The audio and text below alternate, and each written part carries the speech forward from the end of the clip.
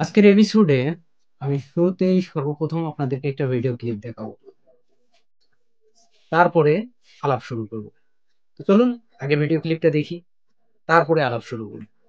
চলুন দেখে নেওয়া যাক যে ভিডিও ক্লিপটা আসলে কি কি বলছে।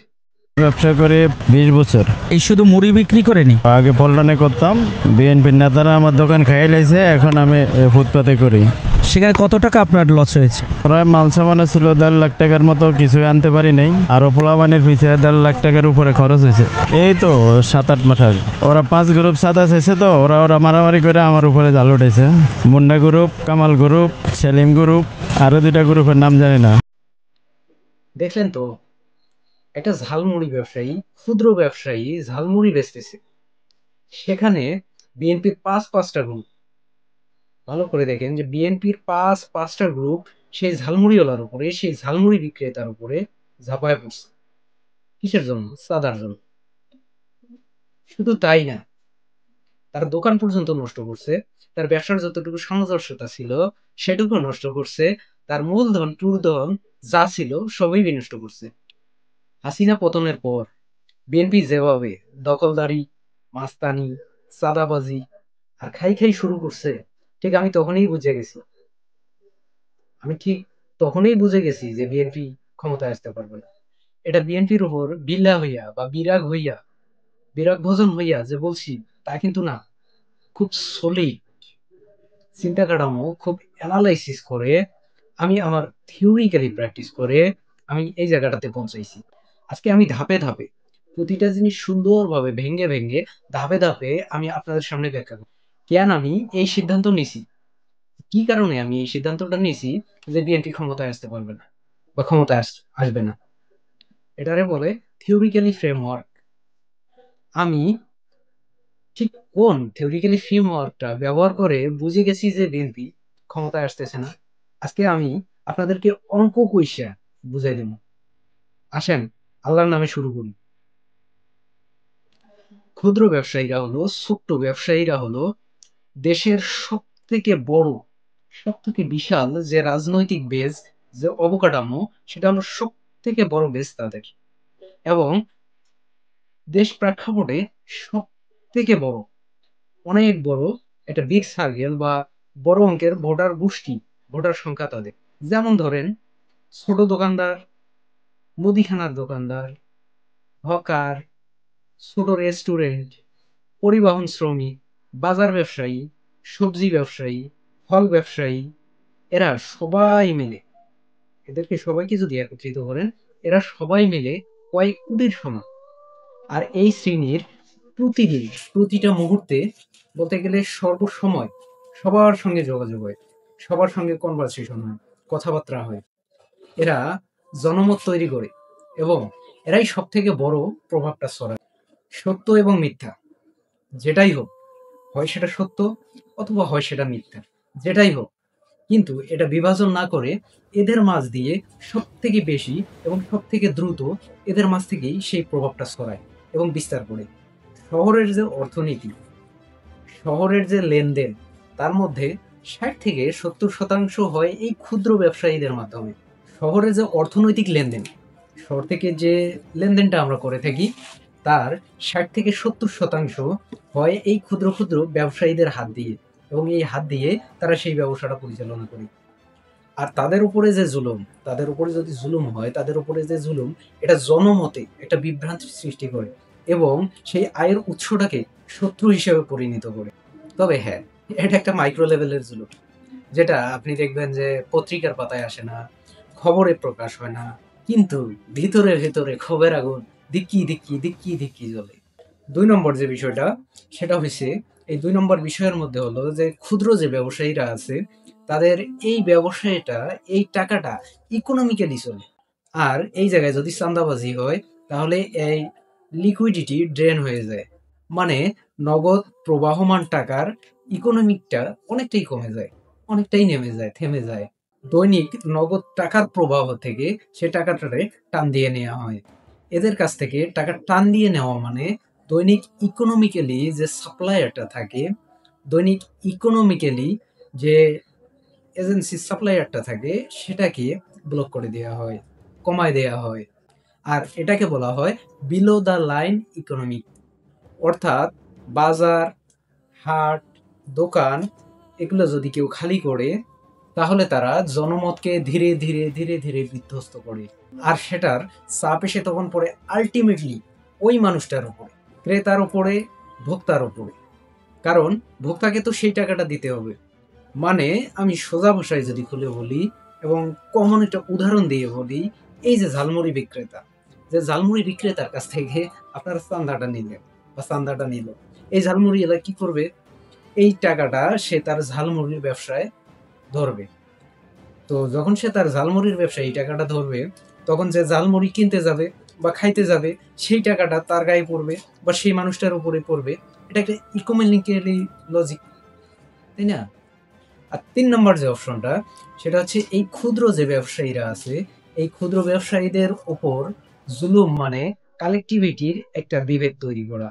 কৃষক, শ্রমিক, এদের যে ক্ষোভ, এদের যে আচরণটা বা এদের যে চাওয়া পাওয়া, এটা অনেক পরে প্রকাশ পায় বা সময় লাগে প্রকাশ পেতে, অনেকটা সময় লাগে। কিন্তু বাজারের যে ক্ষোভ, এই ক্ষোভ ছড়াইতে বেশি সময়ের প্রয়োজন হয় না, ঘন্টার মাঝেই ছড়ায় যায়। এই যে অ্যাভয়েড সাফারিং, এটা ডেইলি একটা পলিটিক্যাল মেমোরি তৈরি করে। মাঝে মাঝে এটা রাজনৈতিক একটা ইফেক্ট ফেলে বা স্মৃতি তৈরি করে। প্রতিদিন দুঃখের স্মৃতি, কষ্টের স্মৃতি, এগুলো নিয়েই ক্ষুদ্র ব্যবসায়ীরা মানুষের সাথে কথা বলে। আর এদের এই বলা কথাগুলা প্রতিটা মানুষের মাঝে জনমত, পার্থক্য, মতভেদ প্রতিদিনই তৈরি করে। কারণ বাজার প্রতিটা এলাকার কেন্দ্রবিন্দু, যেখানে চারদিক থেকে মানুষ আসে, লোকজন আসে। দেশে আন্দোলনের, দেশে যে আন্দোলন হয়, তার প্রেসার কুকার কোনটা জানেন? দেশের আন্দোলনের প্রেসার কুকার ৩টা জায়গা। কোন ৩টা জায়গা? আসেন একটু দেখি, এগুলো তো জানার দরকার। তো দেশে আন্দোলনের প্রেসার কুকার যে ৩টা জায়গা কি কি? ১, বাজার; ২, মসজিদ; ৩, গণপরিবহন। ব্যবসায়ীদের উপর জুলুম মানেই আন্দোলনের জ্বালানি সরবরাহ করা। একটা জিনিস চিন্তা করেন তো, একজন ক্ষুদ্র দোকানদার দৈনিক কতজন মানুষের সাথে কথা বলে? ২০০ থেকে ৩০০। একজন হকার দৈনিক কতজন মানুষের সাথে কথা বলে? ৩০০ থেকে ৫০০। একজন পরিবহন শ্রমিক, রিক্সা শ্রমিক বা গাড়ি চালক দৈনিক কতজন মানুষের সাথে কথা বলে? ৩০ থেকে ২০০। বাজারে যে পণ্য বিক্রি করে, আপনি তা কিনেন না, তাকেও পণ্য সাপ্লাই করে অনেকেই, যাকে আমরা সাপ্লায়ার বলে থাকি। তো একজন সাপ্লায়ার অনেকজনের সাথেই কথা বলে, বা আপনি যে পণ্য বিক্রেতা, আপনার কাছে অনেক সাপ্লায়ার আসে। তো আপনি হলেন সেই সাপ্লায়ারের একজন কেন্দ্রবিন্দু। কারণ আপনি ওই জিনিসটা আপনার সাপ্লায়ার কাছ থেকে কিনতেছেন। আর এটাই হচ্ছে ইকোনমিক্যাল জোন বা পলিটিক্যাল সেটস।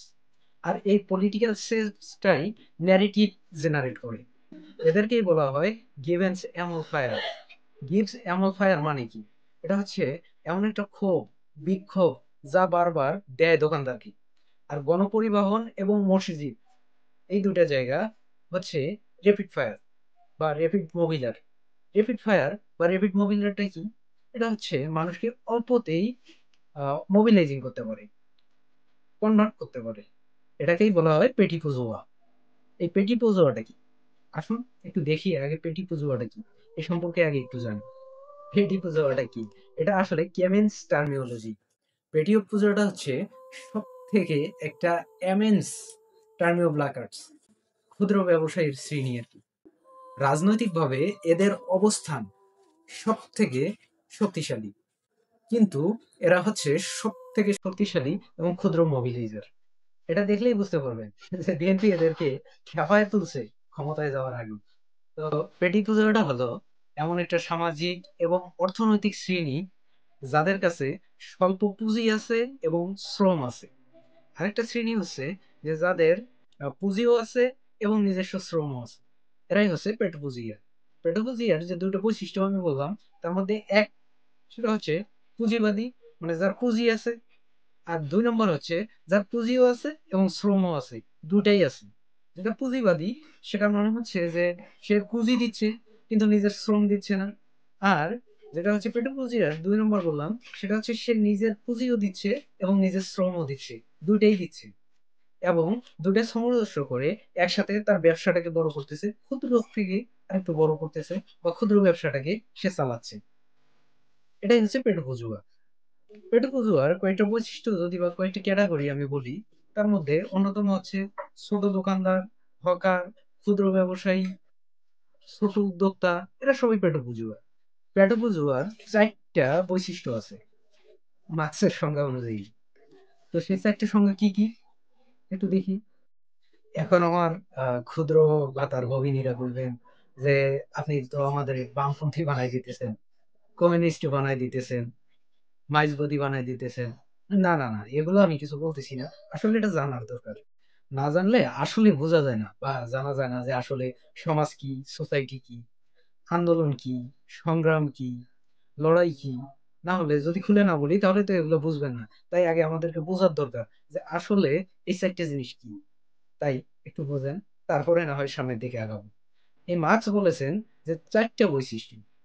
এই 4টা বৈশিষ্ট্য কি কি? 1, স্বল্প পুঁজি থাকা। 2, নিজের শ্রম দিয়ে কাজ চালানো। 3 নম্বর, কখনো কখনো 1 থেকে 5 জন শ্রমিক থাকে, এটাও কিন্তু পেটি বুঝুয়া। 4 নম্বর, আর তারা বাজার উঠানামায় খুব সংবেদনশীল হয়, কারণ এদের একটা অর্থনৈতিক ইনসিকিউর আছে। মানুষ দৈনন্দিন জীবনে তার জীবনের মৌখিকতা, অসন্তুষ্ট, এগুলো সবকিছু বাজারের মাধ্যমে ছড়াই দেয়। সাধারণ মানুষ আন্দোলন না করে ছোট ছোট গুঞ্জন, গুজব, ছোট ছোট রাজনীতি ধরে, ছোট ছোট সাপোর্টার্স ধরে সামনের দিকে আস্তে আস্তে সেটার প্রতিরোধ গড়ে তোলে। আসেন আমরা এর কয়েকটা উদাহরণ দেখি, তাহলে বিষয়টা সম্পূর্ণ পরিষ্কার হয়ে যাবে।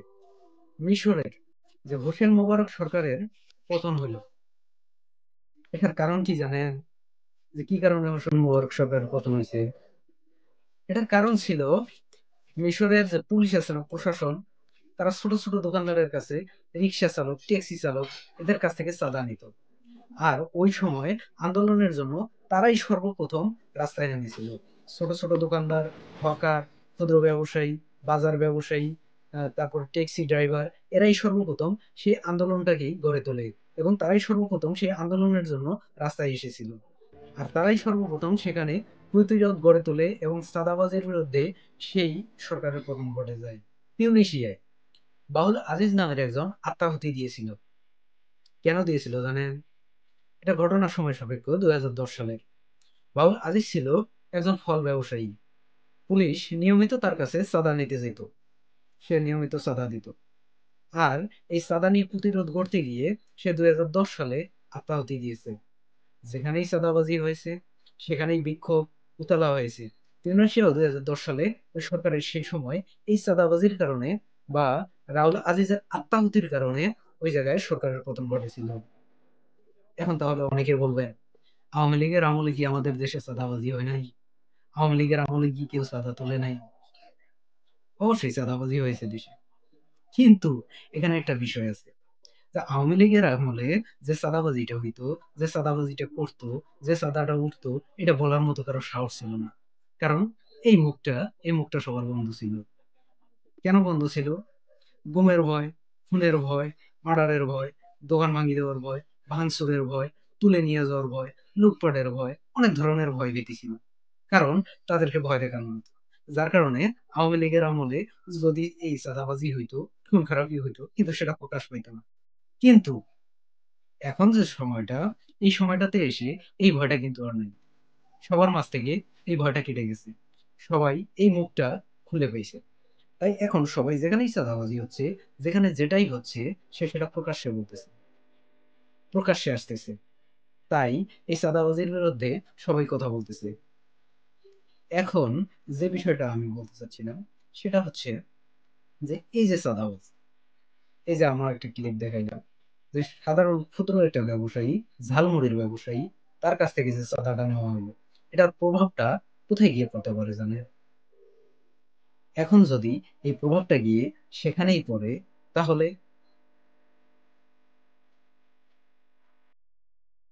সবাই ভালো থাকবেন। দেখা হবে অন্য কোনো ভিডিও। কথা হবে।